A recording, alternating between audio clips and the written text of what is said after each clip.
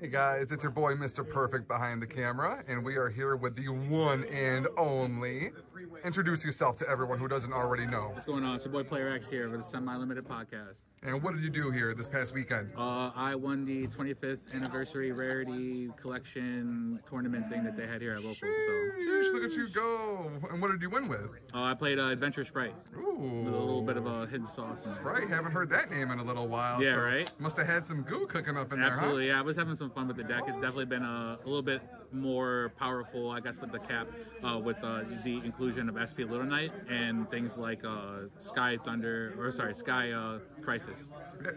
Crisis is good. Yeah, so yeah, let's see the goo. What do you got going absolutely. on here? So first with the main deck, we're gonna start with the main engine right there. We got 3 Spright Blues. Obviously, you guys know bread and butter. On top of that, we got 3 Jets, and then I played 1 Carrot, 1 Red, 1 Pixie. Some people cut Pixies for another copy of Red or Carrot.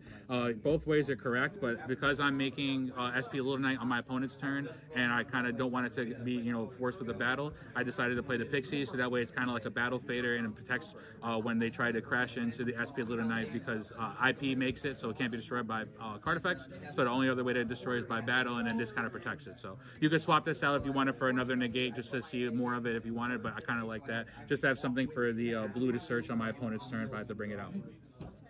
Also, some of the normal summons. The best normal summons you got right now are the Nimble Beaver. The package is really, really cool. You special from the grave or from hand, so it also helps you when you draw up a turn after you've comboed, so you could still special summon. The goo that we played is 3 Sunfish. When Sunfish is destroyed by battle, it can go to the graveyard, send an angler to the graveyard, and special another copy of itself. So it's another good way for you to loop the Mosquito to help push for game on boards that you normally wouldn't be able to break through. And then on top of that, it includes 3 Nimble Angler. 3? Yeah, 3 of them, just because you kind of want to see it opening hand. You used to not want to, but now you can kind of, it's all right to see one with the inclusion of the other packages that we have in there that kind of utilize having it in hand. But as people know, you can send this off of Spright Sprint to get 2 bodies on the field. The Sunfish will mill this to get an extra 2 bodies, so you can turn a 1 card into a 4-card swing, which is really, really good. And it's also good to send off this card, Swap Frog, in the hand. So it'll allow Swap Frog to chain block, so chain 1 Nimbler, chain 2 Swap Frogs. So Swap will, the ability to dump another copy will chain block it from an Ash or something like that, or anything that might want to harm your Nimble Angle search, and then that allows you to have 3 bodies on the field without committing to your normal summon, which really hurts this deck when you commit to the normal and it gets taken care of, and then you've got no bodies to help you extend past that. So another 1 card of I played was Cap Shell.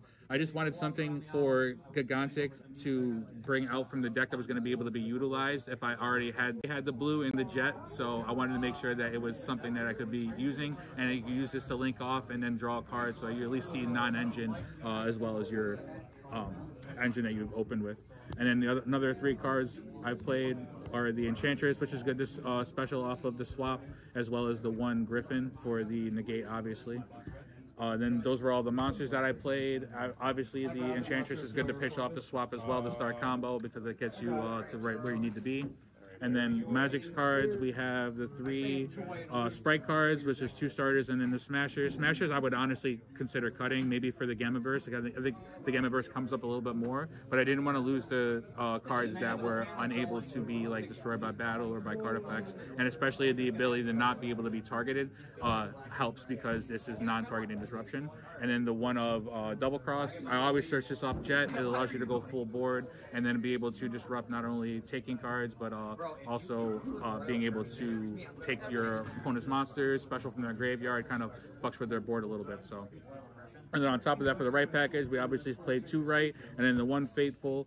2 right, just because I didn't want to see too many of it. It, unlike Enchantress, doesn't really gain anything by itself, besides just putting the token and the Faithful out. So if you have multiple copies, you don't want to see it. I'd rather pitch the Enchantress and try to search it out, maybe draw an Ash or play the Droll, and then be able to get to some sort of engine through it, and still being able to get to the Draco back bounce was pretty good. So according to the Draco back, as far as non-engine, the only really 6 slots I had were 3 copies of Droplet, just to be able to send off the angler in case I had to break into a board, which is really, really good. And then it's also really good going second as well. So in case I lose dice roll, which I do very, very often, at least I had some way of plussing while being able to send cards. And then 3 1-up cards. I got Monster Reborn, Foolish Burial, and Triple Tack.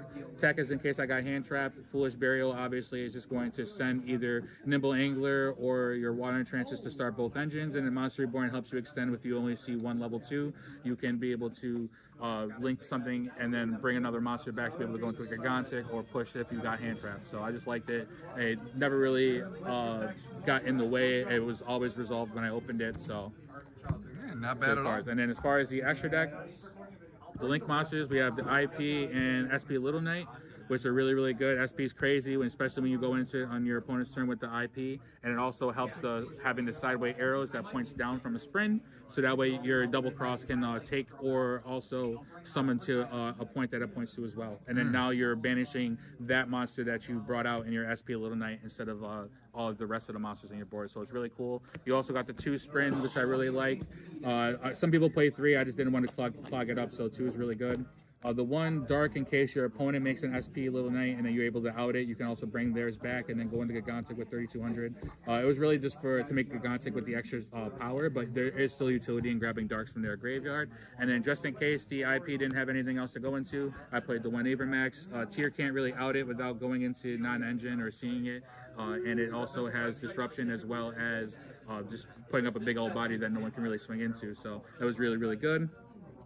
Played 2 copies of Gigantic. You can argue 3, but 2 has been working nice for me. I haven't needed the 3rd one yet. Obviously, it starts off, if you don't get Blue Jet, then you can special Blue Jet. If not, then you can special summon things like Cap Shell. I did cut Hyperia. It was another card for a draw, but I just didn't like when I had used it, and it's just easier to bring it back with Mannequin Cat, something like Cap Shell that's going to be able to be used both turns. And I didn't like normal summoning Hyperia and then drawing into right. That always pissed me off, so I decided to just cut it for the Cap Shell. One other card I usually have on my end board is Mannequin Cat. It's really, really good. It helps you cheese out a bunch of wins just because people can't out it. So I'll show you some targets on the side. And then the Mosquito to go for game. The Omni Soul Sweeper just to spot removal. And then the Zeus line would be Sky Cavalry, Downard, and then Zeus. With the last card being the Typhoon in case they get really crazy for you. And then the last cards will be the side deck real quick. We played 3 Drolls just to make sure that I wasn't losing anything post side. Some Bystials to put monsters on the board as well as Disrupt. And then the Mannequin Cat targets I had Corruptor Ibli, I had End of Anubis, and Christia. Christia put in work for me against Branded because the monster that they bring out off of Branded opening is always a fairy, so you just bring that out and they can't play. Change of Heart, and then 2 evenly for going second, and then Baron or Dimensional Barrier going first, just to have something to be able to make sure that I was going to turn skip. But that was really it. It went pretty well. If you're going to change anything, I would maybe change these, put 2 of these as thrust, and then play 4 targets if you really wanted to. I just put thrust in other decks, and I didn't want to switch them out before the tournament. So awesome. That's it. So we went on that. So let me pull it out. So just make sure you guys don't think that I'm playing with you guys. You already know. There it is. Awesome. Well, thank you so much for your time, Player X. No doubt, guys. Love seeing the deck profile. Appreciate it. Check it out in the podcast, guys. You already know. Semi-limited.